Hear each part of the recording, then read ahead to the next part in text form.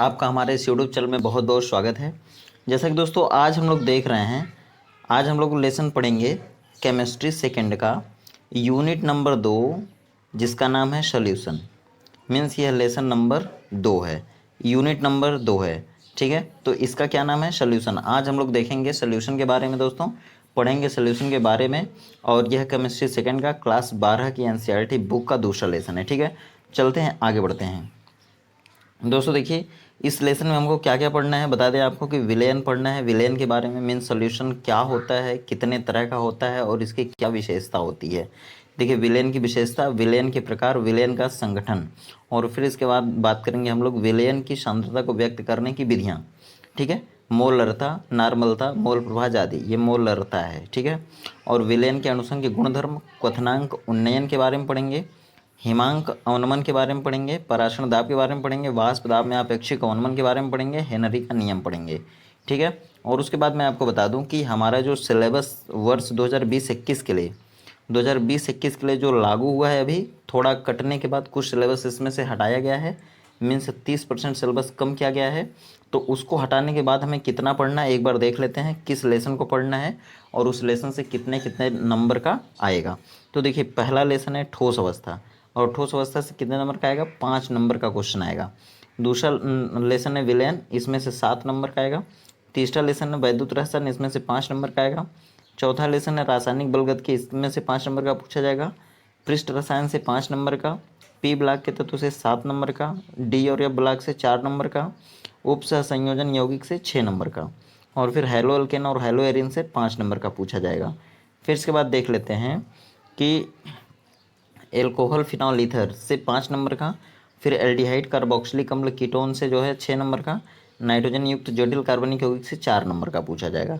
जैव अणु से कुल 6 नंबर का पूछा जाएगा। इसके साथ दोस्तों कुल 70 नंबर का, देखिए इनमें से 70 अंकों का एक प्रश्न पत्र बनेगा और 30 अंकों की प्रयोगात्मक परीक्षा होगी, जिसमें पासिंग मार्क कितना होगा? तो 33 नंबर होगा। ठीक है, तो इसी के आधार पर हम लोग इस लेसन को पढ़ने जा रहे हैं, विलेन को।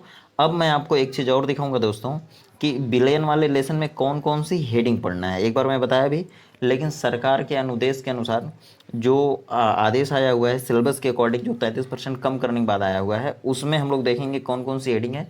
दोस्तों लेसन में बस उतने ही हेडिंग पढ़ेंगे क्योंकि पेपर में उतने ही हेडिंग से क्वेश्चन बनेंगे। तो आइए देख लेते हैं उसको भी। देखिए ये है आपका विलेन लेसन, जो सरकार के अनुदेश के अनुसार आया हुआ है विलेन। और इसमें कौन कौन सी हेडिंग पढ़ना, देखिए विलेन के प्रकार, ठोसों के द्रवों में बने विलेन की सांद्रता को व्यक्त करना, गैसों की द्रवों में विलेयता, ठोस विलेन, अणुसंघ के गुणधर्म, वाष्प दाब में अपेक्षिक अवनमन, राउल्ट का नियम, क्वथनांक का उन्नयन, हिमांक का अवनमन, पराशरण दाब, अणुसंघ के गुणधर्मों और आणविक द्रव्यमान ज्ञात करना। इतनी चीज़ें पढ़ना है दोस्तों। तो अब हम लोग इस लेसन की शुरुआत कर दिए हैं और अब हम लोग पढ़ के रहेंगे विलेन को। और ये सारी जो हेडिंगें हैं इनको एकदम आसान तरीके से आपको बताया जाएगा। और सीधे सीधे जो 7 नंबर का मामला है दोस्तों, इसको हमको छोड़ना नहीं है, ये 7 नंबर हमको लेके रहना है। तो चलिए स्टार्ट करते हैं फिर वीडियो को। लेकिन दोस्तों अगर मैं और भी चीज़ें बता दूं आपको, जैसे मैं हैलो एल्केन और हैलो एरिन अभी पढ़ाया पिछली वीडियो में, उसमें से 5 नंबर का क्वेश्चन आ रहा था। तो देख लेते हैं ज़रा उनमें से भी कि कौन कौन सी चीज़ें हम लोग पढ़ चुके हैं। ठीक है, तो आइए देखते हैं। देखिए यह है हैलो एल्केन और हैलो एरिन, इकाई नंबर 10, यूनिट नंबर 10 है। और इसमें देखिए क्या है, हैलो एल्केन का नाम रखना, नाम पद्धति, CX बंध की प्रकृति, भौतिक और रासायनिक गुणधर्म, प्रतिस्थापन अभिक्रियाओं की क्रियाविधि, ध्रुवण घूर्णन। हैलो एरिन, CX बंध की प्रकृति, प्रतिस्थापन अभिक्रियाएं, केवल मोनो प्रतिस्थापी यौगिकों में हैलोजन का दैसिक प्रभाव। तो दोस्तों इस तरह से हम लोग हैलो एल्केन में लगभग सारी चीज़ें पढ़ चुके हैं। बस ये CX बंध की आप प्रकृति, और यहाँ भी CX बंध की प्रकृति, और देखिए इसमें, हाँ ठीक है, और दैसिक प्रभाव में एक चीज़ छूटा हुआ है, रेजोनेंस, अनुनाद कहते हैं। तो इन चीज़ों को फिर से हम लोग एक वीडियो बनाएंगे, उसमें हम लोग देख लेंगे। तो इस तरह से हैलो एल्केन और हैलो एरिन ख़त्म हो चुका है। अगर आपने अभी तक वो वीडियो नहीं देखा है तो 12 से 13 या 14 वीडियो हैं कुल उस लेसन की, लेक्चर वीडियो 14 तक हैं, तो उसको देख लीजिएगा आप लोग, लिंक डिस्क्रिप्शन बॉक्स में है। तो आइए शुरू करते हैं अब विलेन को। ठीक है, ये जो बची हुई टॉपिक हैं अगले लेक्चर में कवर करा दी जाएंगी। तो चलिए चलते हैं विलेन में। हाय फ्रेंड्स, आपका बहुत बहुत स्वागत है हमारे इस यूट्यूब चैनल में। दोस्तों मैं बता दूं कि हम लोग केमिस्ट्री पढ़ रहे हैं और इसके पहले भी वीडियो केमिस्ट्री की गई हुई है। बता दें दोस्तों कि केमिस्ट्री का दूसरा लेसन हम लोग स्टार्ट किए हैं। जिसका नाम है विलेन। और यह क्लास 12 के स्टूडेंट्स के लिए, हिंदी और इंग्लिश मीडियम दोनों मीडियम के बच्चों के लिए बेहद इंपॉर्टेंट है दोस्तों। इसमें बेसिक कॉन्सेप्ट के साथ विलेन को समझाया गया है। और बता दूं कि इसमें विलेन का परिचय, विलेन के गुण, विलेन की विशेषता, विलेन के प्रकार, विलेन कितने तरह का होता है, यह सब हम लोगों ने पिछली वीडियो में सुना था। अब दोस्तों हम लोग क्या करेंगे, आज हम लोग पढ़ेंगे इस वीडियो में कि विलेन और कितने प्रकार का होता है, मीन्स पराशण दाब के आधार पर विलेन कितने प्रकार का होता है, विलेन में जो विलेय और विलायक होता है उसकी भौतिक अवस्था के आधार पर विलेन कितने प्रकार का होता है, ठीक है। विलेय की मात्रा के आधार पर विलेन कितने प्रकार का होता है, तनु विलेन क्या होता है, सांद्र विलेन क्या होता है, हाइपोटोनिक सोल्यूशन क्या होता है, हाइपरटोनिक क्या होता है, आइसोटोनिक सोल्यूशन क्या होता है, ठीक है। तो इस तरह से हम लोग पढ़ेंगे आज। और फिर उसके बाद यह भी पढ़ेंगे कि जो सॉल्यूट होता है, अगर किसी विलेयन में विलेय घुला हुआ है तो उस विलेय की मात्रा के आधार पर हम उस विलेयन की सांद्रता किस प्रकार व्यक्त करेंगे। जैसे मोलरता का नाम सुना होगा आपने, नॉर्मलता का नाम सुना होगा, मोल प्रभाज का नाम सुना होगा आपने, ग्राम प्रति लीटर में सांद्रता का नाम सुना होगा, पीपीएम में सांद्रता सुना होगा, ठीक है। फिर आयतन प्रतिशतता, द्रव्यमान प्रतिशतता, वो सभी क्या होते हैं आज हम लोग इस वीडियो में देखेंगे उसे, ठीक है। तो चलिए तैयार हो जाइए फटाफट। और बता दूं कि जितने लोग भी चैनल सब्सक्राइब नहीं किए अभी तक तो वो रेड बटन दबा के चैनल को सब्सक्राइब कर लें और बेल आइकन भी दबा लें। तो चलिए चलते हैं, अपनी वीडियो को शुरू करते हैं। सबसे पहले बता दूं कि विलयन होता क्या है। तो विलयन दोस्तों पिछली वीडियो में तो हम लोग पढ़े थे, लिंक डिस्क्रिप्शन बॉक्स में है। जो लोग भी पिछले वीडियो नहीं देख पाए हैं वो लिंक से जा करके पिछले वीडियो को देख लें, लेक्चर नंबर 1 विलयन का। और इसके पहले पढ़ाया गया था हेलो अल्केन। हेलो अल्केन की कुल 13-14 लेक्चर गए हैं, वह हेलो अल्केन का लेक्चर है, ठीक है। और ये विलेन का लेक्चर नंबर 2 है। विलेन का लेक्चर नंबर 1 आप देख लीजिए। फिर भी मैं बता दे रहा हूँ विलेन क्या होता है। देखिए हम लोग पढ़े थे कि दो या दो से अधिक पदार्थों को जब आपस में मिला देते हैं, दो से अधिक पदार्थों को जब आपस में मिला देते हैं तो उनसे मिलकर बना हुआ जो समांगी मिश्रण होता है, दो या दो से अधिक पदार्थों को मिलाने पर बना हुआ समांगी मिश्रण विलेन कहलाता है। मिलाने पर बना हुआ समांगी मिश्रण विलेन कहलाएगा। हमेशा विलेन किसे कहेंगे, समांगी मिश्रण को कहेंगे। समांगी मिश्रण का मतलब है कि जब दो या दो से अधिक पदार्थों को आपस में मिला देते हैं और मिलने के बाद वह सभी भाग एक जैसा दिखे तो हम उसे कहेंगे समांगी मिश्रण, ठीक है। और वही समांगी मिश्रण क्या कहलाता है, तो विलयन कहलाता है। यही आपको जानना है। अब मैं बात करूंगा विलयन के प्रकार के बारे में, क्योंकि उस दिन बात हो रही थी विलयन के प्रकार पर, आकर छूटी थी बात। तो विलयन के प्रकार, कितने प्रकार का विलयन होता है, तो देखिए विलयन बहुत प्रकार के होते हैं, लेकिन किस आधार पर। देखिए विलयन के प्रकार, बहुत से लोगों को ये चीज़ें समझ में नहीं आती हैं। टाइप्स ऑफ सॉल्यूशन कितने प्रकार का होता है, तो देखिए सबसे पहले मैं बता दूं कि विलयन में जो विलेय और विलायक होता है ना, विलेय और विलायक की भौतिक अवस्था के आधार पर, ठीक है। मतलब किसी भी विलयन में जो विलेय और विलायक है उसकी भौतिक अवस्था क्या है, वह सॉलिड है कि लिक्विड है कि गैस है, के आधार पर। और इस आधार पर विलयन 9 प्रकार का होता है। 9 प्रकार का बता दूं पहले, देखिए सॉलिड इन, मतलब एक बार सॉलिड लिक्विड में घुलेगा। दूसरे में क्या होगा, सॉलिड में घुलेगा। तीसरे में क्या होगा, सॉलिड गैस में घुलेगा, ठीक है। अब उसी तरह से चौथा क्या हो जाएगा, लिक्विड सॉलिड में घुलेगा। पांचवा क्या हो जाएगा, लिक्विड लिक्विड में घुलेगा। छठवां क्या हो जाएगा, लिक्विड गैस में घुलेगा। फिर सातवां क्या हो जाएगा, गैस सॉलिड में घुलेगी। आठवां क्या हो जाएगा, गैस लिक्विड में घुलेगी। नौवां क्या हो जाएगा, गैस गैस में घुलेगी। तो इस तरह से 9 विलयन होते हैं। पढ़ेंगे क्या इसको, देखिए कहेंगे ठोस का द्रव में विलयन, ठोस का ठोस में विलयन, ठोस का गैस में विलयन।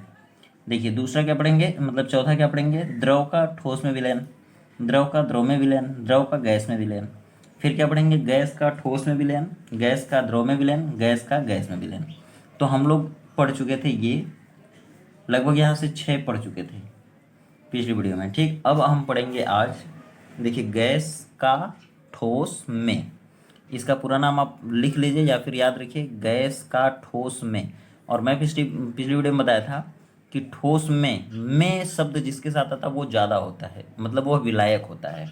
जैसा कि मैं बताया था पिछली वीडियो में कि विलयन में दो घटक होता है, एक ज़्यादा मात्रा में होता है जिसको विलायक कहते हैं या परिक्षेपण माध्यम कहते हैं, और एक कम मात्रा में होता है जिसको विलेय कहते हैं या फिर परिक्षिप्त अवस्था कहते हैं। ठीक है, परिक्षिप्त अवस्था को कहते हैं डिस्पर्स्ड फेज, और परिक्षेपण माध्यम को कहते हैं डिस्पर्सन मीडियम। हमेशा परिक्षेपण माध्यम की मात्रा ज़्यादा होती है विलयन में और परिक्षिप्त अवस्था की कम होती है। तो ये देखिए हम लोगों को ये तीनों पढ़ना है आज, और इन तीनों का एग्जाम्पल सबसे पहले हम लोग देखेंगे। मतलब कौन सा ऐसा विलयन होगा या फिर समांगी मिश्रण होगा जिसमें ठोस ज़्यादा होगा और गैस कम होगी। तो देखिए जैसे आपको मालूम है फोम, फोम आप देखे होंगे जैसे है फोम। फोम में क्या होता है, जैसे देखिए आप सोख्ता होता है, सोख्ता, सोख्ता क्या करता है, वो ठोस ही होता है लेकिन उसके बीच में गैसें फंसी होती हैं। मीन्स सोख्ता है, उसको जब आप दाब लगाएंगे तो पचक जाएगा, सिकुड़ जाएगा। ठीक है, उसका एरिया कम हो जाएगा, और जब आप उसको छोड़ेंगे तो वह क्या होगा, हवा को सोख कर बड़ा हो जाएगा। ठीक है, एरिया उसका बढ़ जाएगा। तो फोम किसका एग्जाम्पल है, गैस का ठोस में विलयन का या समांगी मिश्रण का। तो ये इसका एग्जाम्पल हो गया। फिर हम देखेंगे गैस का द्रव में, मतलब कि कौन सा ऐसा समांगी मिश्रण होता है दुनिया में जिसमें द्रव ज़्यादा होती है, मीन्स परिक्षेपण माध्यम ज़्यादा होता है, लिक्विड ज़्यादा होता है और गैसें उसमें कम होती हैं। तो देखिए ओस, ओस को कहते हैं ड्यू। ड्यू क्या होती है, ड्यू में देखिए रातों में क्या होता है कि ओस नीचे गिरती है, मतलब आसमान से नीचे की तरफ आती है। क्यों, क्योंकि उसमें पानी के कण ज़्यादा होते हैं। पानी के कण क्या करते हैं, हवा के भी कण उसमें होते हैं लेकिन पानी के कण या फिर द्रव के कण ज़्यादा होते हैं, तो जो लिक्विड पार्टिकल्स होते हैं वो गैस को लेकर के नीचे बैठते हैं। तो इसका एग्जाम्पल क्या हो जाएगा, ड्यू। अब देखिए गैस का गैस में समांगी मिश्रण या फिर विलयन। तो गैस का गैस में क्या हो जाएगा, गैसें, वायुमंडल की जितनी भी गैसें हैं वह सभी गैसों का मिश्रण या फिर गैसें या गैसीय मिश्रण, यह सभी क्या हैं, तो समांगी मिश्रण हो जाएंगी। तो इस तरह से यह भी विलयन हो सकता है। अब देखिए यह सभी विलयन के जो 9 प्रकार हैं वो किसके आधार पर हैं, किसी भी विलयन में जो विलेय होगा और विलायक होगा उसकी भौतिक अवस्था किस प्रकार की है उसके आधार पर। अब देखिए दूसरा, परासरण दाब के आधार पर। जैसे देखिए विलयन में क्या होता है, विलयन में अगर हम अर्धपारगम में झिल्ली डाल दें विलयन और विलायक के बीच में, तो विलयन के कुछ कण विलायक की तरफ उस झिल्ली से होकर बहने लगते हैं, उसको हम लोग कहते हैं परासरण दाब। ठीक है, उसको कहते हैं परासरण की क्रिया, सॉरी उसको परासरण क्रिया कहते हैं। लेकिन उसको रोकने के लिए, उस परासरण की क्रिया को रोकने के लिए जो दाब लगाया जाता है उसको कहते हैं परासरण दाब। अभी यह एक अणुसंख्य गुण है, अणुसंख्य गुण में भी यह हेडिंग आएगी तो वहाँ पर इसको डिटेल में बताऊंगा। अभी बस इतना समझिए कि परासरण दाब के आधार पर, परासरण दाब के आधार पर भी विलयन होता है। कितने प्रकार का होता है देखिए, तो 3 प्रकार का होता है। पहला कौन है, अति परासरी विलयन। अति परासरी विलयन, अति परासरी को इंग्लिश में क्या कहते हैं hypertonic solution. Hypertonic solution, solution को देखिए मैं ऐसे लिख देता हूँ शॉर्टकट में, ठीक है, समझ जाइएगा। दूसरा क्या है, अल्प परासरी विलयन। अल्प परासरी विलयन, ठीक है, और इसकी इंग्लिश होती है क्या, हाइपोटोनिक सॉल्यूशन। हाइपोटोनिक सॉल्यूशन, ये शब्द ज़्यादातर मेडिसिन में यूज होते हैं, सिरप में यूज होते हैं। और फिर क्या है, समपरासरी विलयन। समपरासरी विलयन, ठीक है, समपरासरी, इसको क्या कहेंगे इंग्लिश में, आइसोटोनिक सॉल्यूशन। याद रखिएगा, सॉल्यूशन नाम से लोगों को डर लगता है, पता नहीं क्या इसमें है, और यह बहुत ही सिंपल, बहुत ही आसान लेसन है। ठीक है, देखिए अगर आपको कोई चीज़ इसमें दिक्कत करेगी, प्रॉब्लम क्रिएट करेगी, या कोई चीज़ आपको समझ में नहीं आएगी तो आप कमेंट करके बताइए। यह मेरा व्हाट्सअप नंबर है, मैं दिया हूँ वीडियो में, वीडियो आप देख लीजिएगा पूरा, उसमें नंबर मिल जाएगा। तो उस नंबर पे आप संपर्क कर सकते हैं और अपनी बात रख सकते हैं। जो चीज़ें नहीं समझ में आए उसको आप कमेंट करके पूछिए या फिर मोबाइल नंबर से फ़ोन करके पूछिए, मैं आपको सारी चीज़ें बताऊँगा। ठीक, मेरे रहते केमिस्ट्री में कोई भी टॉपिक आपको कठिन नहीं लगेगी। देखिए अति परासरी विलयन क्या होता है, अगर आपको डिफिनेशन पूछ लिया गया तो वैसे सिलेबस से बाहर है ये सब चीज़ें, लेकिन आपको डिटेल अगर जानना है, बेसिक चीज़ें जानना है, ये आपको जानना पड़ेगा। अति परासरी विलयन क्या होता है, जैसे मान लीजिए आपके पास 2 सॉल्यूशन है ए और बी, ठीक है, इसका जो परासरण दाब है यह ज़्यादा है और इसका जो परासरण दाब है कम है। इस विलयन का परासरण दाब ज़्यादा है, ऑस्मोटिक प्रेशर, और इस विलयन का ऑस्मोटिक प्रेशर कम है। तो जिसका ज़्यादा है उसे आप क्या कहेंगे, अति परासरी।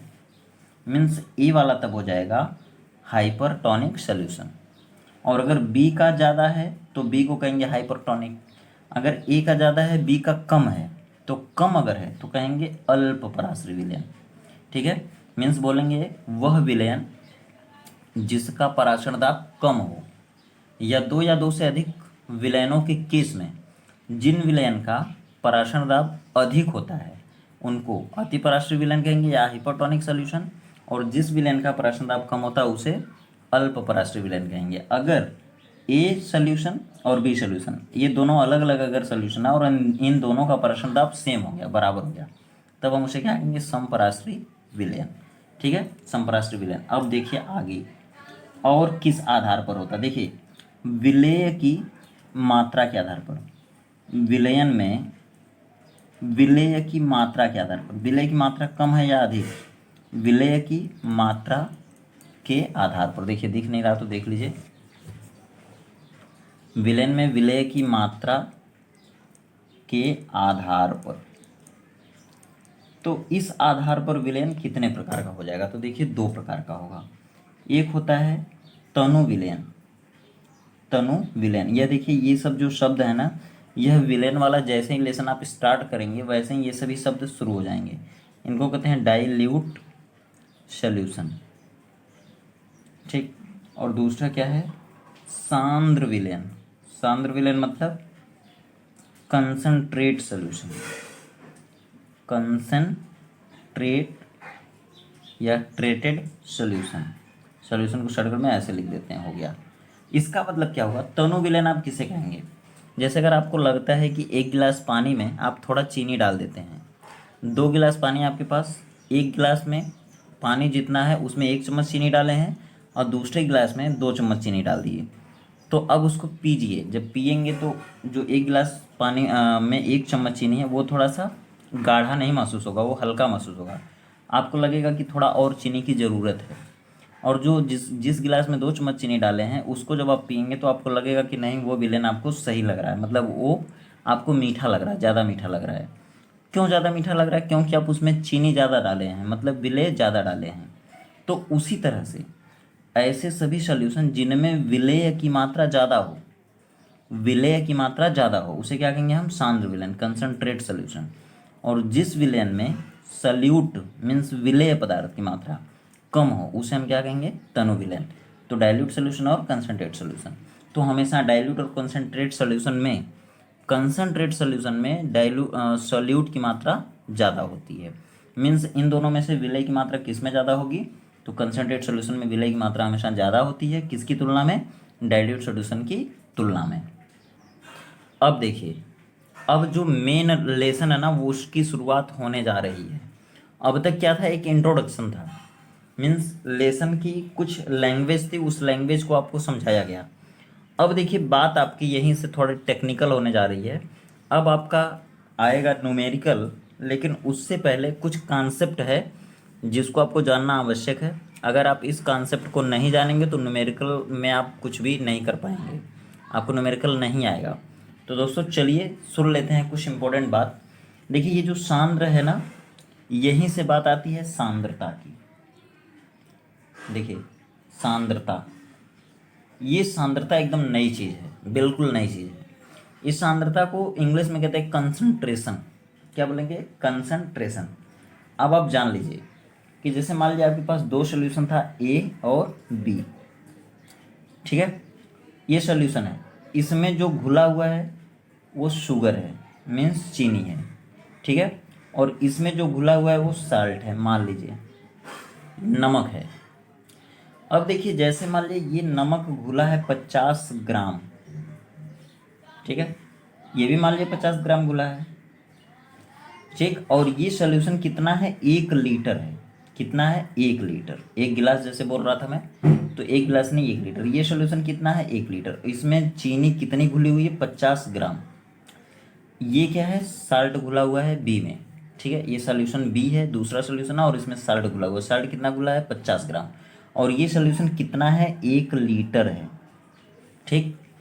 तो अब आपसे पूछा जाएगा इसकी सांद्रता बताइए, इसकी कंसंट्रेशन बताइए, तो आप क्या बताएंगे। तो आप कंसंट्रेशन को इस तरह बता सकते हैं, जैसे देखिए 50 ग्राम घुला है कितने लीटर में, 1 लीटर। तो 1 लीटर को कहा जाता है पर लीटर। पर लीटर मतलब प्रति लीटर। 1 लीटर को क्या बोलेंगे? प्रति लीटर या पर लीटर। तो अब देखिए, यह ग्राम में बताइए और ये लीटर में बताइए, तो इसकी जो कंसंट्रेशन आ जाएगी, इसकी सांद्रता कितनी हो गई? 50 ग्राम प्रति लीटर। 50 ग्राम प्रति लीटर इस विलेन की सांद्रता होगी, इस विलेन बी की। इसकी सांद्रता कितनी हो गई? इसकी सांद्रता, तो इसकी सांद्रता हो जाएगी 1 लीटर में 50 ग्राम घुला, तो ये भी हो जाएगी 50 ग्राम प्रति लीटर। बस, यह एक प्रकार की सांद्रता हो गई, इसको कहते हैं ग्राम प्रति लीटर में सांद्रता। अब देखिए दूसरी बात, जैसे मान लीजिए जैसे यहाँ पे 50 ग्राम घुला था 1 लीटर सोल्यूशन में, अगर उसी तरह 50 ग्राम की जगह ग्राम ना होकर मोल घुल जाए, जैसे 50 मोल घुला है, ठीक है, कितने लीटर में? 1 लीटर में। 1 लीटर में 1 लीटर क्या है? विलयन है। जैसे 1 गिलास था उसमें 1 चम्मच चीनी घुली थी, उसी तरह पूरा जो रस था या विलयन था वो कितना हो गया? 1 लीटर। उसमें चीनी कितनी घुली? 50 मोल। अगर 50 मोल चीनी घुली और 1 लीटर सोल्यूशन हो गया टोटल, तो अब हमको इसकी सांद्रता बतानी है। तो अब हम सांद्रता इस तरह नहीं बताएंगे, ग्राम की तरह नहीं बताएंगे, मोल की तरह बताएंगे। तो इसको हम कहेंगे 50 मोल प्रति लीटर, ठीक है। और जब मोल प्रति लीटर में बताएंगे तब इसे मोलरता कहते हैं, तब इसे मोलरता कहेंगे। और जब ग्राम प्रति लीटर में बताएंगे तो हम इसको कहते हैं ग्राम प्रति लीटर में सांद्रता। और जब यही चीज़, जैसे मान लीजिए जब यही चीज़ अगर मान लीजिए 50 मोल नहीं घुलती, 50 ग्राम नहीं घुलती, अगर मान लीजिए 50 ग्राम तुल्यांक घुलती, 50 ग्राम तुल्यांक घुलती, ये क्या है? विलेय है। मान लीजिए किसी विलयन में 50 ग्राम तुल्यांक विलेय घुला है और 1 लीटर में घुला है, 1 लीटर पूरा विलयन है, 1 लीटर विलयन पूरा उसमें घुला है, तब हम इसको क्या बोलेंगे? तो इसको बोलेंगे 50 ग्राम तुल्यांक प्रति लीटर। तब इसकी सांद्रता हो जाएगी 50 ग्राम तुल्यांक प्रति लीटर। और इसी को कहते हैं, ग्राम तुल्यांक प्रति लीटर को कहते हैं नार्मलता, ठीक है, यही नार्मलता है। और इसी चीज़ को आपसे पूछ ले जाएगा इस लेसन में तो आप नहीं बता पाएंगे, पता नहीं क्या है मोलरता नार्मलता। और उसी को मैं बता रहा हूँ। देखिए पहले क्या है, मान लीजिए जैसे 1 गिलास चीनी थी उसमें 1 चम्मच चीनी डाले थे, तो अगर आपसे पूछा जाएगा कि 1 गिलास चीनी में 1 चम्मच चीनी, तो बताओ सांद्रता कितनी हुई, तो आप कहेंगे 1 चम्मच प्रति 1 गिलास। उसी तरह से अगर मैं कहूँ कि 1 लीटर सोल्यूशन में, ये एक कोई सोल्यूशन है वो 1 लीटर है, 1 लीटर सोल्यूशन में 50 ग्राम चीनी घुली, बताओ सांद्रता कितनी है, तो आप बोलेंगे 50 ग्राम प्रति लीटर है। अगर मैं कह दूं कि अगर मान लो 1 लीटर में 50 ग्राम चीनी है, तो आधा लीटर में कितनी ग्राम चीनी होगी वो बताओ, तब आप बोलेंगे कि 25 ग्राम प्रति 500 मिलीलीटर, ये सांद्रता होगी, ठीक है। अगर मैं पूछूंगा 250 ml की सांद्रता बताओ, तो आप बोलेंगे इसका आधा मतलब 12.5 अपान 225 मतलब 250 ml, ये कंसंट्रेट हो जाएगी, मतलब कि 12.5/250 ml, ग्राम प्रति ml, ये सांद्रता हो जाएगी आपकी। तो उसी तरह से दोस्तों यहाँ पर देखिए हम सांद्रता किस में बता सकते हैं। तो देखिए पहला ग्राम प्रति लीटर में सांद्रता होगी, दूसरा मोल प्रति लीटर में सांद्रता होगी जिसको मोलरता कहते हैं, तीसरा ग्राम तुल्यांक प्रति लीटर में सांद्रता होगी जिसको हम नॉर्मलता कहते हैं। और याद रखिए एक चीज़ और बता दे रहा हूँ, कभी कभी ये होता है कि जैसे पानी, जैसे मान लिया अगर आपका 1 गिलास पानी था, 1 गिलास पानी की जगह हम ले लेते हैं 1 किलोग्राम पानी, 1 किलोग्राम जल ले लेते हैं, और 1 किलोग्राम जल में 25 मोल चीनी घुल गई, 25 मोल चीनी, 1 किलोग्राम जल, जल मतलब केवल विलायक, और उसमें 25 मोल चीनी घुल गई, तब हम इसे क्या कहेंगे? तब इसे कहेंगे मोललता, मोललता, ठीक है, इस तरह से। और दोस्तों देखिए अब आपके सामने क्या क्या चीज़ें आ गई, ग्राम प्रति लीटर आ गई, पहली चीज़ ग्राम प्रति लीटर में हम सांद्रता को बता सकते हैं, दूसरी किस में बता सकते हैं? मोलरता में, तीसरी क्या? नॉर्मलता में, चौथी क्या है? मोललता में। और फिर इसके बाद एक चीज़ बचता है जिसका नाम है मोल प्रभाज, मोल प्रभाज। और इसमें कुछ नहीं देखा जाता, इसमें मोलों की संख्या देखी जाती है, बस मोलों की संख्या, चाहे विलेय का हो उसकी निकालना पड़ेगा मोलों की संख्या, और चाहे तो विलायक हो उसकी मोलों की संख्या निकालना पड़ेगा। तो मोल प्रभाज अगर आपको निकालना है तो उसमें आपको मोलों की संख्या निकालनी पड़ेगी, फिर देखिए मोलरता है ना, इसमें भी मोल आ रहा है तो मोलों की संख्या आपको निकालना पड़ेगा। देखिए ग्राम तुल्यांक प्रति लीटर है ना, तो इसमें भी आपको मोलों की संख्या निकालना पड़ेगा, नहीं तो ग्राम तुल्यांक का मान नहीं आएगा। तो मोल सबसे पहले अब हमको जानना है, लेकिन हम पढ़ने क्या जा रहे थे, विलयन की सांद्रता को किस में व्यक्त कर सकते हैं। तो अब हमारी हेडिंग हो जाएगी, मोल बाद में पढ़ेंगे, अब हमारी हेडिंग हो जाएगी विलयन की सांद्रता को व्यक्त करने की विधियाँ। तो देखिए हेडिंग हो गई विलयन की सांद्रता को व्यक्त करने की विधियाँ। अब अगर आपसे कोई पूछता है कि विलयन की सांद्रता को व्यक्त कैसे कर सकते हैं या कितने मेथड से व्यक्त कर सकते हैं, तो देखिए पहला ग्राम प्रति लीटर में सांद्रता, कंसंट्रेशन इन ग्राम पर लीटर। दूसरा क्या हो गया, मोल प्रति लीटर में सांद्रता, ठीक है, कंसंट्रेशन इन मोल पर लीटर। तीसरा क्या है, मोल प्रति किलोग्राम में सांद्रता, मोल प्रति किलोग्राम में सांद्रता, ठीक है। अच्छा फिर आगे देख लेते हैं, ये चौथा क्या हो जाएगा, ग्राम तुल्यांक प्रति लीटर, ग्राम तुल्यांक प्रति लीटर, प्रति ऐसे बनाए चाहे ऐसे कर दीजिए, लीटर में सांद्रता। दोस्तों लेसन को धीरे धीरे समझिए, बेसिक से समझिए, नहीं समझ में आता है तो फिर से पूछिए, लेकिन क्या है याद कर जाइए, क्योंकि लॉकडाउन है, लॉकडाउन में कोई स्कूल कॉलेज चल नहीं रहा है और आगे पढ़ाई नुकसान हो जाएगी अगर आप इंटरेस्ट नहीं बनाएंगे तो। और चैनल को नहीं सब्सक्राइब किए हैं तो चैनल को सब्सक्राइब कर लीजिए, जिससे आपको अगली वीडियो समय पर मिल जाएगी, और पिछली वीडियो लिंक डिस्क्रिप्शन बॉक्स में है, पिछली वीडियो वहाँ से देख लीजिए, ठीक। और देखिए फिर आपको क्या मिलेगा, मोल प्रभाज। देखिए इतने में से आपको जरूर कोई ना कोई क्वेश्चन मिल जाएगा, ठीक है, जो आपको पेपर में मिलेगा। अब देखिए इसको हम क्या लिखते हैं, ग्राम पर लीटर में सांद्रता, ठीक है, कंसंट्रेशन इन ग्राम प्रति लीटर या ग्राम पर लीटर, इसको मोल पर लीटर में सांद्रता या इसको कहते हैं मोलरता, मोलरता, और इसको कैपिटल यम से दिखाते हैं, कैपिटल यम से।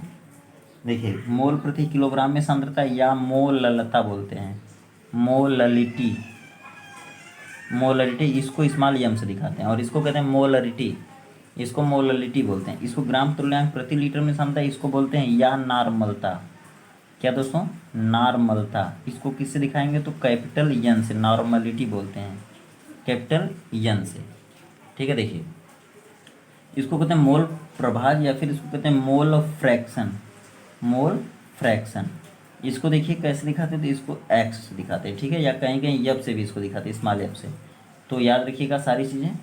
अब देखिए अब हम लोग बारी बारी से पढ़ेंगे, लेकिन दोस्तों मैं और बता दूं कि अगर यह आप डिटेल में पढ़ना चाहते हैं तो आपको थोड़ा सा कंसंट्रेशन व्यक्त करने की विधियों में और पढ़ना पड़ेगा। जैसे देखिए कौन है, ये देखिए छठवां है भार प्रतिशतता, भार प्रतिशतता, मास परसेंटेज, ठीक है। फिर आयतन प्रतिशतता, आयतन प्रतिशतता, ठीक है, वॉल्यूम परसेंटेज बोलते हैं इसको, ठीक है। और फिर आगे है पीपीएम में सांद्रता, पीपीएम में सांद्रता मीन्स कंसंट्रेशन इन पार्ट्स पर मिलियन, पार्ट्स पर मिलियन, ठीक है। तो इस तरह से अब देखिए बारी बारी से हम लोग एक एक कंसंट्रेशन व्यक्त करने की विधि को देखेंगे और उससे संबंधित न्यूमेरिकल को सॉल्व करेंगे। तो अब दोस्तों इसके बाद हम लोग पढ़ेंगे अणुसंख्य गुणधर्म। तो एक बार न्यूमेरिकल यहाँ स्टार्ट होगा और फिर न्यूमेरिकल स्टार्ट होगा वहाँ पर, इन दोनों में से आपको बोर्ड पेपर में जरूर क्वेश्चन कोई ना कोई मिल जाएगा। और दोस्तों ये न्यूमेरिकल का पार्ट होता है, इसलिए आपको टोटल का टोटल नंबर मिलेगा, इसमें जितने भी नंबर का ही आएगा। तो चलिए सबसे पहले देखते हैं ग्राम प्रति लीटर में सांद्रता। देखिए इस ग्राम प्रति लीटर का जब हम लोग देखेंगे सांद्रता, ग्राम प्रति लीटर में सांद्रता, तो इसका फार्मूला क्या हो जाएगा। जैसे देखिए ग्राम प्रति लीटर में सांद्रता, इसका फार्मूला क्या होगा। देखिए सबसे पहले परिभाषा पढ़ते हैं, परिभाषा तब फार्मूला आएगा। देखिए जो ग्राम प्रति लीटर में सांद्रता ना, इसका मतलब है कि किसी विलयन के, किसी विलयन के 1 लीटर आयतन में, 1 लीटर आयतन में घुले हुए, जो विलय घुला होगा, घुले हुए विलेय पदार्थों के, विलेय पदार्थों की मात्रा को, मात्रा किस में रहेगी ग्राम को, उसकी ग्राम प्रति लीटर में सांद्रता कहते हैं, में सांद्रता कहते हैं। ठीक है, आप नोट बना लीजिए, बनाते चलिए। अब देखिए, ग्राम प्रति लीटर में सांद्रता बराबर, में सांद्रता बराबर क्या हो जाएगा फार्मूला, विलेय की मात्रा, विलेय की मात्रा किस में रहेगी भाई, ग्राम में। ठीक है, ग्राम में, बट्टे अपान कर देंगे कि क्या कर देंगे, विलयन का आयतन, विलयन का आयतन। देखिए ये विलयन का आयतन हो गया, इसको किस में लिखते हैं, डब्ल्यू में लिखते हैं, इसको किस में लिखेंगे, वी में लिखेंगे ना। और ये किस में रहेगा भाई, लीटर में, किस में रहेगा, लीटर में। अगर यहाँ पर एमएल हो जाएगा तो यहाँ पे 1000 से मल्टीप्लाई कर देंगे, मीन्स ग्राम पर लीटर में सांद्रता बराबर, ये अगर ग्राम में आ गया, वेट आ गया, वेट किस में आ गया, ग्राम में। ठीक है, ग्राम में। और ये क्या हो गया बताइए, विलयन का आयतन, ये वी में हो जाएगा, और ये किस में है, लीटर में। अगर ये एमएल में आ गया तो यहाँ पे 1000 से मल्टीप्लाई कर देंगे, 1000 से मल्टीप्लाई कर देंगे, और ये ग्राम पर लीटर में सांद्रता हो जाएगी, में सांद्रता। ये फार्मूला आपका हो जाएगा। ठीक है, अब चलते हैं, देख लेते हैं इसी आधार पर एक न्यूमेरिकल। ठीक है, आपको न्यूमेरिकल में एंट्री करा दूँ, और आपको न्यूमेरिकल कठिन लगता है तो सबसे पहले हम आसान न्यूमेरिकल को लेंगे और धीरे धीरे कठिन की तरफ चलेंगे। ठीक है, तो देखिए न्यूमेरिकल क्या है, नोट कर लीजिए न्यूमेरिकल भी। रुके मैं भी नोट कर लेता हूँ, वीडियो लंबी ना हो। देखिए क्वेश्चन में लिख दिया, किसी विलयन के 2 लीटर आयतन में 25 ग्राम शर्करा घुली हो तो विलयन की सांद्रता ग्राम प्रति लीटर में कितनी होगी या क्या होगी। देखिए यही क्वेश्चन है। अब हम सबसे पहले आंसर जब नोट करेंगे तो सबसे पहले हम क्या करते हैं, जो दिया होता है उसे लिख लेते हैं। देखिए हमको क्या चाहिए, अगर ग्राम प्रति लीटर में सांद्रता अगर हम ले रहे हैं तो हमको विलय की मात्रा चाहिए, वो भी किस में चाहिए, ग्राम में चाहिए, जिसको डब्ल्यू से दिखाते हैं। और फिर विलयन का आयतन चाहिए, मीन्स वी चाहिए, किस में चाहिए, लीटर में चाहिए। अगर नहीं है लीटर में तो हम एमएल में भी रख सकते हैं। तो देखिए इसी के अकॉर्डिंग इसको सॉल्व करेंगे। सबसे पहले हमको पता करना है इसमें विलय कौन है, विलय कौन है। तो विलय कौन रहेगा, जो कम रहेगा। देखिए किसी विलयन के 2 लीटर आयतन में, ये 2 लीटर है और ये 25 ग्राम है, तो ग्राम के लिए यहाँ पे एमएल रहेगा, और ये लीटर है तो ये किलोग्राम होना चाहिए। तो ये 25 ग्राम है और ये 2 लीटर है, तो 25 ग्राम कम है, 2 लीटर की तुलना में 25 ग्राम कम है, तो ये विलय हो जाएगा। ठीक है, अब देखिए तो हमको यहाँ से पता चलेगा कि विलय कौन है, 25 ग्राम वाला, तो लिखेंगे विलय की मात्रा कितना हो जाएगी, 25 ग्राम।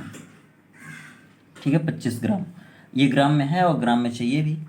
अब देखिए आयतन कितना है, 2 लीटर, लिखेंगे विलयन का आयतन, ये विलयन का आयतन। दोस्तों अभी यह मैं एकदम आसान न्यूमेरिकल लिया हुआ हूँ। ठीक है, और ये आसान क्यों लिया हूँ, क्योंकि बहुत से बच्चों को न्यूमेरिकल नहीं आता है, मैं उनकी एंट्री कराने के लिए ऐसा कर रहा हूँ। देखिए विलयन का आयतन कितना है भाई, 2 लीटर, 2 लीटर है। ठीक है, आगे हम लोग जो क्वेश्चन बैंक सीरीज में रहेगा न्यूमेरिकल उसको भी करेंगे, अभी अणुसंख्य के गुण बाकी है।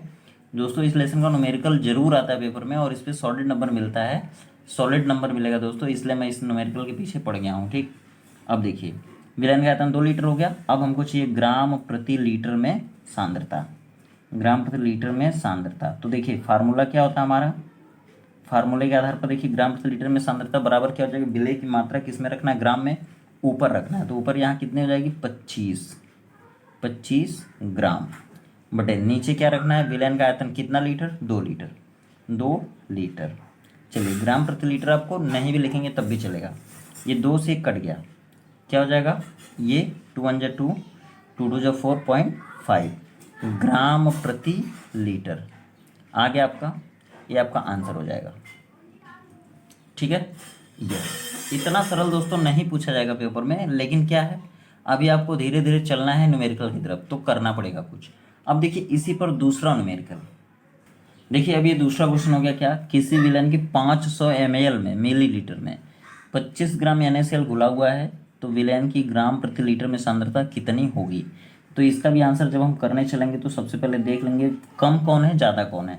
देखिए 500 ml है, 25 ग्राम है। अब देखिए ग्राम की तरह ml भी है, छोटा ये भी यूनिट है, छोटी ये भी यूनिट है, तो 500 और 25 में कौन छोटा है, 25, तो 25 क्या हो गया, विलेय। तो हम लिखेंगे यहाँ से विलेय की मात्रा, विलेय की मात्रा, मात्रा कितनी है, 25 ग्राम। ठीक है, अब देखिए ज़्यादा कौन है, 500 ml है, ये क्या है, विलयन हो गया, किसी विलयन के आयतन में, मतलब विलयन का इतना आयतन है, तो विलयन का आयतन कितना हो जाएगा, विलयन का आयतन बराबर 500 ml, 500 ml मिलीलीटर। ठीक है, अब लिखेंगे हम, दो चीज़ चाहिए हमें। देखिए ऊपर था विलय की मात्रा बटे विलयन का आयतन, किस में, लीटर में, तो दो चीज़ें मिल गई। अब हम लिखेंगे ग्राम प्रति लीटर में विलयन की सांद्रता, में विलयन की सांद्रता या सांद्रता बराबर क्या हो जाएगा, ऊपर क्या रखेंगे, विलय की मात्रा, विलय की मात्रा किस में रहती है, ग्राम में, विलय की मात्रा किस में रहती है, ग्राम में रहती है। ठीक है, फिर क्या हो जाएगा, विलयन का आयतन, ये किस में रहता है, लीटर में रहता है। अगर लीटर में नहीं ml में रहेगा तो क्या करेंगे, 1000 से मल्टीप्लाई कर देंगे। ठीक है, 1000 से गुणा कर देते हैं। ठीक है, अब देखिए आगे, इधर क्या हो जाएगा, बराबर विलय की मात्रा कितनी थी, 25 ग्राम, और विलयन का आयतन कितना, 500 ml, ml में है तो क्या करेंगे, 1000 से मल्टीप्लाई कर देंगे। 500 दूना 1000, 25 दूना 50, कितना हो जाएगा, 50 ग्राम प्रति लीटर आंसर हो जाएगा। आप सोच भी सकते हैं इसका आंसर सही कि नहीं, ये कैसे पता करेंगे। जैसे देखिए, अगर आपसे कहा गया किसी विलयन के 500 ml में 25 ग्राम या NaCl घुला है, तो ग्राम प्रति लीटर मीन्स प्रति लीटर मतलब 1 लीटर में कितना घुलेगा।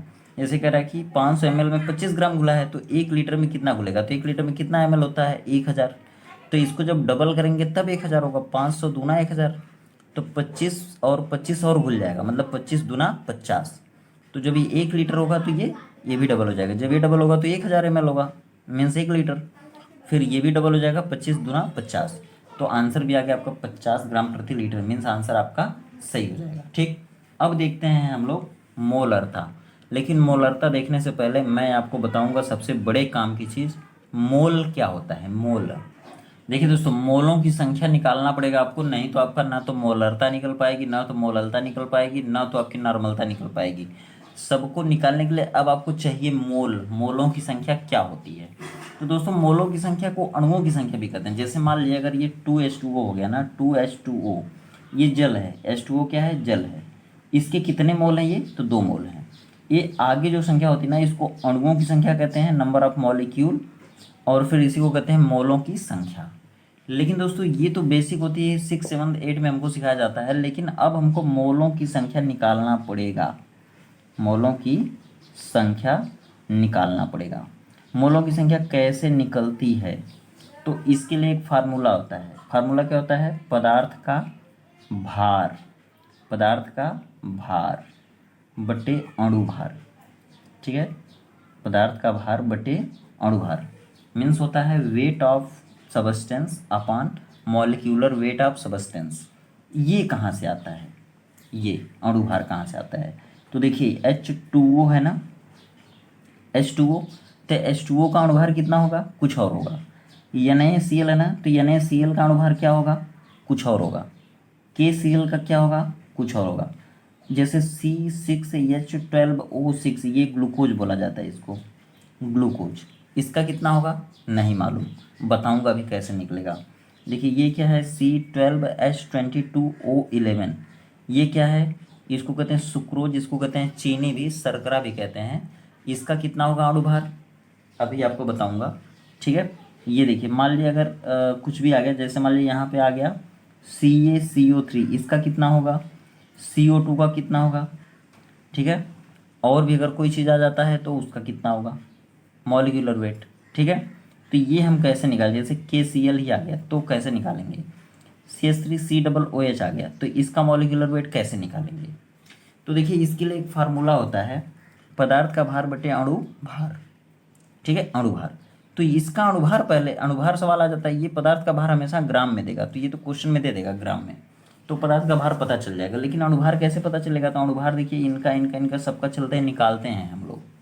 देखिए मैं बता दूं, अगर कहीं भी आपको अणुभार निकालना है, अणुभार अगर आपको निकालना है तो H का जो होता है ना परमाणु भार, सबसे पहले देखिए यह H अकेला होगा तो परमाणु होगा, और जब यही 2 बार हो जाएगा तो इसको अणु कहते हैं। O है अकेले तो परमाणु बोलेंगे, तब इसमें परमाणु भार होगा, और जब ये 2 बार हो जाएगा तो ये अणु हो गया, इसको पढ़ेंगे ऑक्सीजन अणु, और अब इसका निकलेगा अणु भार। जब ये अकेला था तो इसका क्या था, परमाणु भार। जब ये 2 बार हो गया तब इसको कहेंगे अणु, और अब इसका दोनों का भार जोड़ देंगे तो आएगा अणु भार। तो ध्यान दीजिए, अगर कहीं हाइड्रोजन आता तो हाइड्रोजन का परमाणु भार 1 होता है, याद रखिएगा।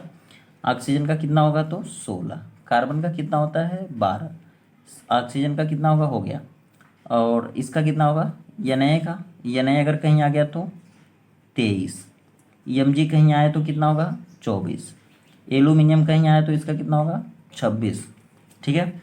अगर कहीं फास्फोरस आ गया तो कितना होगा 31, Cl अगर आ गया कहीं तो कितना होगा तो 35.5 होगा, ये आपको याद रखना है, ठीक।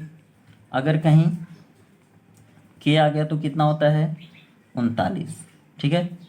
अब देखिए इतना अगर मैं आपको बता दूं तो आप इनका निकाल सकते हैं। अब देखिए एक हाइड्रोजन का हमेशा कितना होगा 1 परमाणु भार, यहाँ पे कितना हाइड्रोजन है 2, एक हाइड्रोजन का 1 होता है, 2 हाइड्रोजन का 2 हो जाएगा, प्लस एक ऑक्सीजन का कितना होता है देखिए 16, तो 16 और जोड़ देंगे इसमें, तो 16 और 2 कितना हो गया 18। तो आज के बाद याद रखिए पानी का अणुभार कितना हो जाएगा 18। देखिए NaCl है तो इसमें एक Na है एक Cl है, एक बार Na एक बार Cl, तो एक बार Na का कितना होता है 23 कर दीजिए, प्लस Cl है, Cl का कितना होता है तो 35.5, तो यहाँ पे जोड़ दिए 35.5, अब ये हो जाएगा आपका 58.5, ठीक है। तो NaCl का अणुभार कितना हो जाएगा 58.5, KCl, K का कितना होता है 39, प्लस Cl का कितना होता है 35.5, तो कितना हो जाएगा ये देखिए 0.5 और 95 हो जाएगा 14, तो 1 हो जाएगा, और फिर इसका हो जाएगा 74, ठीक है। इसका देखिए कितना होगा तो एक कार्बन का होता है कितना 12, तो 12 छके 72 हो जाएगा इसका, प्लस एक हाइड्रोजन का 1, तो 12 हाइड्रोजन है 12 बार, तो 12 हाइड्रोजन का 12 हो जाएगा, प्लस एक ऑक्सीजन का 16 होता है, तो 6 बार ऑक्सीजन, तो 16 छक्का 96। अब इसका जोड़ेंगे तो कितना आ जाएगा बोलिए, ये कितना हो गया 2 2 4 6 10, 10 को 1 हो गया, अब ये हो गया कितना 9 1 10 और 1 180, इसका हो जाएगा। अब फिर देखिए अगर इनका जोड़ना रहेगा तो कितना हो जाएगा 12 बार ही हम 144, एक कार्बन का 12, 12 कार्बन का 144 जाएगा, प्लस एक हाइड्रोजन का 1 होता है तो 22 हाइड्रोजन का 22, एक ऑक्सीजन का 16, तो 11 ऑक्सीजन का हो जाएगा 176, कुल मिला के जोड़ेंगे तो कितना हो जाएगा देखिए 4 2 6 6 12, और फिर हो जाएगा 4 2 6 और एक वो हासिल और ये 7, कितना हो जाएगा 4, फिर यहाँ देखिए 1 1 2 1 3 342, इसका देखिए CaCO3 का कितना हो जाएगा तो देखिए Ca का हो जाता है 40, ठीक है। तो Ca का कितना हो जाएगा 40, प्लस इसमें C कितने बार है एक बार, तो 12 जोड़ दीजिए, एक बार ऑक्सीजन नहीं है 3 बार है, एक बार का 16 होता है, 16 3 48, कितना हो जाएगा बोलिए 48 12 60 और फिर 100 हो जाएगा। इस तरह से दोस्तों आप CO2 का KCl का और CH3COOH का निकाल के बताइएगा हमको। अगर ये चीज़ आपको आ गई अणुभार, तो बस आप पदार्थ का भार रख देंगे, अणुभार रख देंगे, आ जाएगा आंसर। जैसे देखिए एक क्वेश्चन है कि 44 ग्राम CO2 का मोल कितना होगा, मोलों की संख्या बताओ, 44 ग्राम CO2 के मोलों की संख्या बताइए, ठीक है कितनी होगी। तो अब देखिए 44 ग्राम है ना, इसका भार है, तो लिखेंगे एन मीन्स होता है मोलों की संख्या किसके CO2 के, एन ऑफ CO2, इसका मतलब हो गया CO2 के मोलों की संख्या बराबर इसका भार रखते हैं बटे अणुभार रख देंगे, ठीक है, भार बटे अणुभार, भार कितना दिया ग्राम में 44, अणुभार कितना हो जाएगा देखिए इसका, इसमें C है तो C का हो जाएगा 12, और ऑक्सीजन 2 बार है तो 16 दूना 32, 32 और 12 कितना हो जाएगा 44, 44 करिए कितना आया 1, यह एक क्या है मोल है, तो 44 ग्राम CO2 के मोलों की संख्या कितनी आ गई 1 आ गई। इसी तरह से अगले लेक्चर में, आज के लेक्चर को यहीं समाप्त करते हैं क्योंकि वीडियो लंबी हो गई है, अगले लेक्चर में हम लोग बात करेंगे सबसे पहले मोलों की संख्या कैसे निकालेंगे इस पर न्यूमेरिकल, और फिर उसके बाद हम लोग मोलरता पढ़ेंगे, मोललता पढ़ेंगे, नॉर्मलता पढ़ेंगे, ठीक है दोस्तों। तो फिर से एक बार बोल रहा हूँ, अगर चैनल को सब्सक्राइब नहीं किया तो सब्सक्राइब कर लीजिए, बेल आइकन दबा लीजिए, और फिर दोस्तों अगर पिछली वीडियो को नहीं देखे हैं तो वीडियो का लिंक डिस्क्रिप्शन बॉक्स में है, वहाँ से वीडियो का लिंक लोड करके देख लीजिए आप लोग वीडियो को, और नोट बनाते चलिए। वादा कराता हूँ कि पूरी वीडियो में कहीं भी आपको कोई भी पॉइंट कठिन नहीं लगने दूंगा, बस साथ बने रहिए, प्यार दुलार बनाए रखिए। तो दोस्तों मिलते हैं फिर अगली वीडियो में, तब तक आप खुश रहिए, व्यस्त रहिए, मस्त रहिए, आपका दिन शुभ हो।